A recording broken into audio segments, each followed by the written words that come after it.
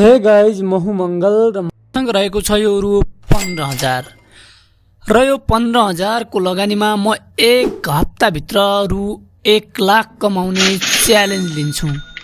तर कसरी? यो पहिलो 3,000 म हाम्रो बिजनेस पार्टनर मेटा कम्पनी अथवा मेटा बिजनेस साइट मार्क जुगरबर्ग काकालाई विज्ञापनको लागि छोडिदिन्छु रु 3,000।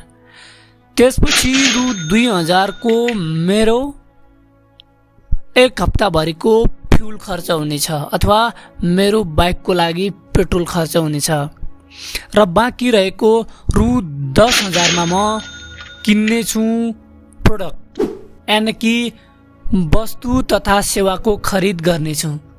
त्यसपछि म यो वस्तु तथा सेवालाई एक हप्ताभरि सेल गर्नेछु।